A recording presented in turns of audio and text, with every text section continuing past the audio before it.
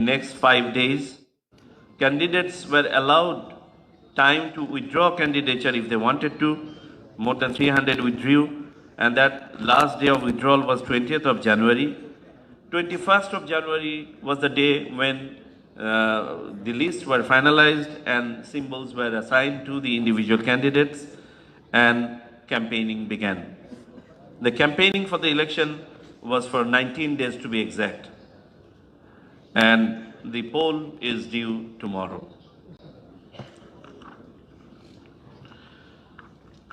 We have approximately 128 million voters, and given the number, in 2026, the election in Bangladesh is the largest election anywhere in the world. I know the international election management bodies have gone through a hectic schedule in 2024-25, which was known as super year for election, but this is super year for Bangladesh and maybe for many more. 69 returning officers have been assigned, covering 299 constituencies. They are being assisted by 598 assistant returning officers. We have 42,950 polling stations that include 299 postal ballot polling stations, and in-person polling stations will have booths. Every polling station has number of booths. So total number of booths will be 246,728. Just to give you an assessment of the number of polling officials, other than the returning officer and the assistant returning officer, close to 0.8,800,000 polling officials will be involved in conduct of the election. That includes one presiding officer for each of the polling stations. That comes to around 42,950. 246,000 plus assistant presiding officer, and close to 500,000 polling officers.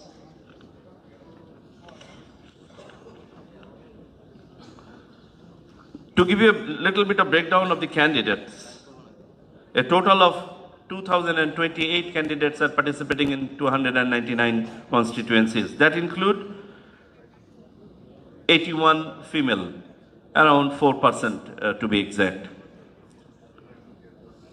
And of these 2,028 candidates, majority are from political parties. 50 political parties are participating in this. Around 1,750 from political parties, and rest independent candidates are participating in the election. Ladies and gentlemen, the legal framework for election process in Bangladesh includes the constitutional provision, election-related laws and rules, administrative laws and rules, and other relevant laws and rules as it exists today. If you have, particularly members of the electoral management bodies, if you have interest in knowing, I would refer you to the representation of the People's Order of 1972, which has been amended up to 2025, political parties registration rules of 2008, conduct rules for political parties and candidates corrected up to 2025, independent candidates rule of 2011, Reserved Seats for Women Election Act of 2004, Constituencies Act of 2021 amended, or rather corrected up to 2025, and Election Officers Special Provision Act of 1991 amended in 2025. Besides, for the officials of the Election Commission conducting the election, there is a rule called Election Conduct Rule amended up to 2025. For the observers and media personnel, both from home and abroad, we have guidelines. And these guidelines are given in booklets. I have those in hands. I'm sure you are in possession of this. If you are not, I would request you to collect one from our colleagues here. Okay. These guidelines are rather unchanged for people who have participated before. Only that there have been few amendments related to covering different areas, related to staying inside the polling station. As a broad guideline, if I may tell you, observers and media personnel can enter any polling station as per the accreditation, can carry their camera or the cell phone, can take photograph, make videos, there's no problem. There's only one restriction: inside the polling booth where the voters are casting their vote, you can film, but you cannot interview somebody and you cannot telecast live. Those are the two limitations. Otherwise, you can go anywhere, carry your camera and take pictures. You can interview people waiting in the queue, there's no problem. You can make live telecast from there, there's no problem. Okay. To talk a little bit about Election Commission, the Commission is sitting right here. It's composed of 5 members, headed by the Chief Election Commission. Our assignment, as given in the Constitution, include holding election to the office of the President, holding elections of the members of the Parliament, delimitation of the constituencies for the purpose of election of the Parliament, preparation of the electoral rolls, and any other function that is prescribed by the Constitution or any other law.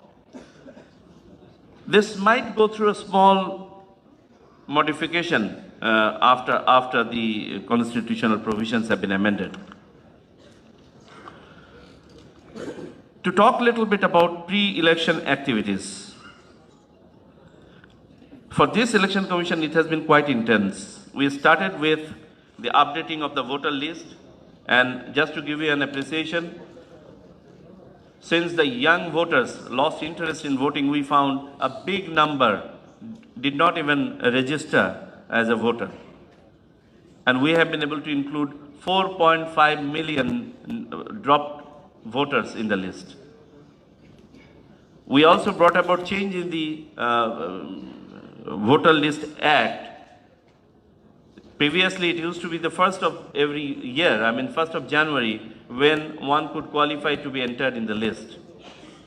But we brought about a change, and the new provision says that a date selected by the Election Commission is also okay for one to be included in the voter list.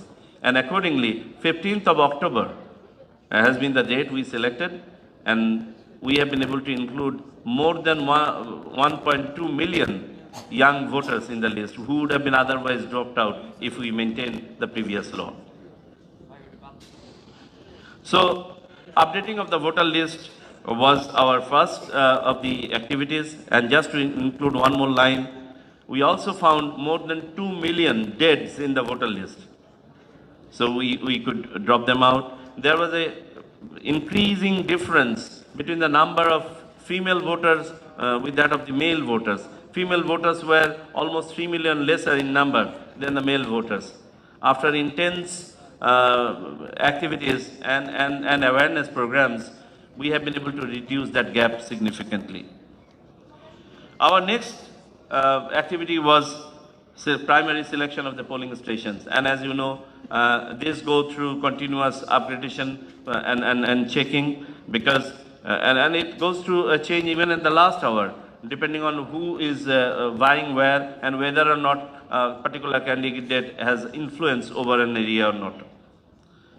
Boundary delimitation was our next major activity, and it takes a long time. We completed that. Registration of political parties.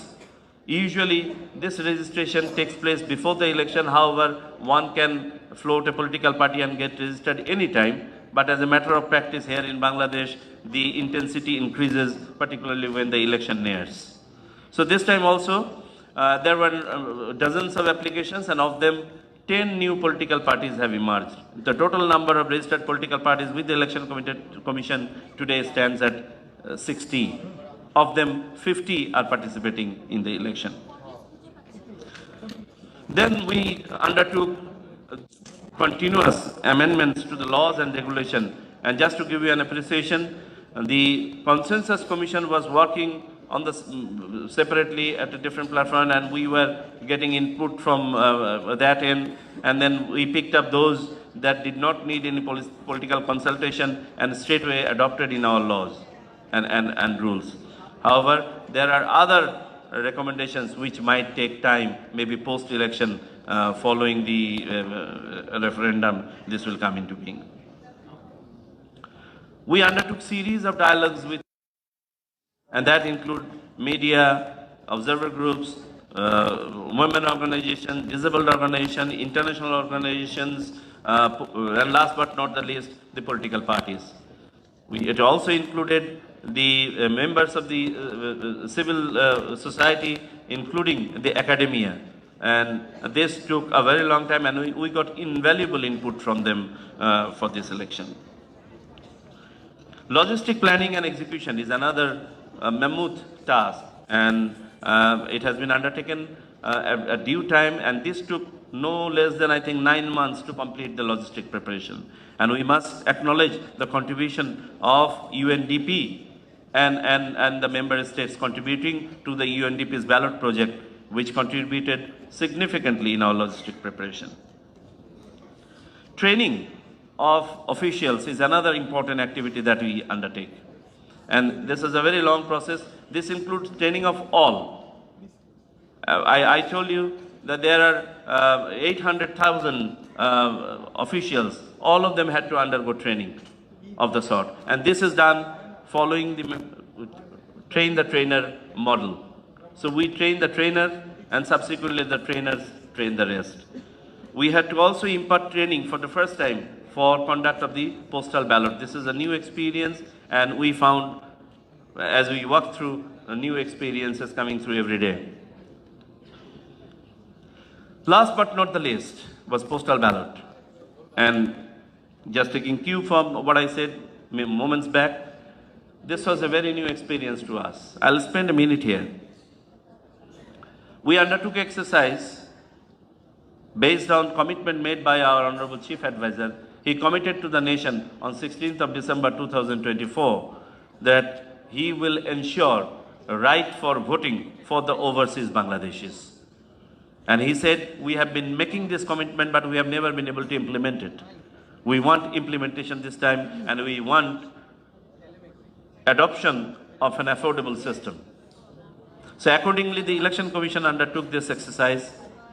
We invited all experts from home and abroad, involved our reputed universities and academic institutions, and came up with, finally, after consulting the political parties, the postal ballot supported by IT. The key feature of this is registration was done online, and voting is half online and mainly offline manual. How is that? After the registration is done, which used to be a manual affair in the bygone days, the individual voters are sent with a ballot paper. Ballot paper contains 2 ballot papers, one for the national election and one for the referendum. There's an instruction included in it, and there is a declaration in it. So, voter, upon receipt of the ballot, would do a live verification. Now, this is the half of the voting, to ensure that the ballot has reached the intended hand and nobody else, in order to ensure integrity of the vote.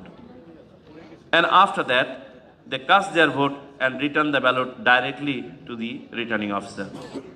And our voters don't have to pay a penny. Government of Bangladesh, vis-a-vis Election Commission, is paying for the postage of these votes. You know, particularly the members of the EMBs present here, that diaspora voting is not an easy thing. The global inclusion rate is only 2.7%. Only 2.7%. And postal ballot is again another difficult area where global wastage rate is 24%. We are anticipating, if not lower, close to 24 or even more wastage rate in our case as well. Because of the stringent policy we have, we are not allowing the ballots to be handed over to an individual other than the voter. There were occasions, even in this time, we found particularly in Middle East, where our voters live in camp-like environment, where 50, 100 people stay in one place. So the postal department sometimes delivered all 50 ballots in one place. And that created some confusion, and we stopped immediately. We said no, it had to be handed over to the individual. For this, some of the voters may never receive their ballots, and we can see it online. We can track the number of the ballots, and we can see there is a wastage there. Anyway, coming back to the management of the postal ballots, majority of the ballots are already returned to the returning officers. Close to 900,000 ballots of 1.5 million ballots have already been received by the returning officers. We are hoping a big number will go today and up to 4:30 tomorrow, which is the cutoff time for receiving the postal ballot. Any ballot coming after 4:30 tomorrow, which is the closure time for in-person voting as well, that ballot is not going to be accepted. If you have any questions on this, I can highlight subsequently. Okay. How would the voter list look like? I'm sure it will be difficult for you to see from there, but just to give you an appreciation, this is the voter list that is with the polling officials. It contains the picture of the voter, the details of the voter, and the voters who have applied for postal ballot. Those are marked with watermark on top, so that the individuals who have registered for postal ballot do not show up in person for in-person voting. They are not allowed for in-person voting. Okay. Just a little bit about the arrangement in the polling station. Our polling stations are usually secondary or primary schools or colleges. It also includes some of the cyclone center, particularly in the coastal areas. Very few other facilities. There would be one or two temporary polling stations can queue up, generally a small field. Polling station include at least 6 polling booths or more, depending on the number of voter in that particular polling station. Average voters in a polling station is around 3,000. It could be little more, little less. Around 31,000 polling stations are common for male and female. Around 5,000 each are only dedicated for the male and female, where practicable. Where male and female polling stations are in one place, the female booth is separated from the male booth in order to cater for the cultural realities of the country. Okay. Every polling booth, I told you, if I may recall again, the polling station has one presiding officer. So there is one presiding officer for every single polling station. Now, if the polling station has 6 booths, every booth will have an assistant presiding officer and 2 polling officers. So in every booth, there will be 3 polling officials. Besides the polling officials, every booth will have polling agents, deputed by the candidates, contesting candidates. Now, this is where we sometimes find that some of the candidates may not be able to, rally as many or marshal as many agents. That's up to their capability. But generally speaking, all the major contestants have their agents present. Okay.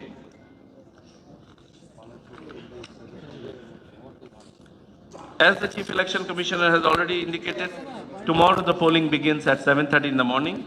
It generally used to be 8 o'clock in the morning and finishing at 4 o'clock. We have extended the time by half an hour in the morning and half an hour in the afternoon to cater for the additional time required to cast the ballot for referendum as well. Besides, previously there used to be one marking place in every booth, the secret chamber where the voter would mark the ballot. This time we have 2 marking place in every booth. so that the voters do not get stranded in the queue. Prior to beginning of the voting, the boxes would be shown open in front of the agents and then locked with a numbered lock, plastic numbered lock, zip lock. The voting will continue. After a box is filled, an additional lock is placed there, numbered and kept by the side. The whole exercise takes place in front of the polling officials and the polling agents. It is only the secret chamber or the marking place where nobody has any access and nobody can use cell phone there. I told you that there will be 3 individuals for people visiting polling stations tomorrow, what you are expecting to see. As a voter enters inside a polling booth, he or she would be received by the first polling official who will confirm the identity of the voter. And this has to be a positive identification. There were questions whether or not somebody can have a veil. No. The polling officer has to confirm that it is the individual voter. And then the next polling officer will, loudly utter the name of the voter. Agents will confirm. Usually agents are local guys. They know most of the people. They will also confirm from their list that yes, it is the voter. And a indelible ink will be, marked on any of the fingers of the voter. Subsequently, the assistant presiding officer will issue 2 ballots. And on the ballot, on the counterfoil of the ballot, the individual voter either has to sign or put a thumb impression. And on the back of the ballot, original ballot, the assistant presiding officer will put a seal, numbered seal, and put his initial. That's how the integrity of the ballot is ensured. That anyone, attempting to do a forgery and placing a fake ballot will not go through. Okay. So that's the activity.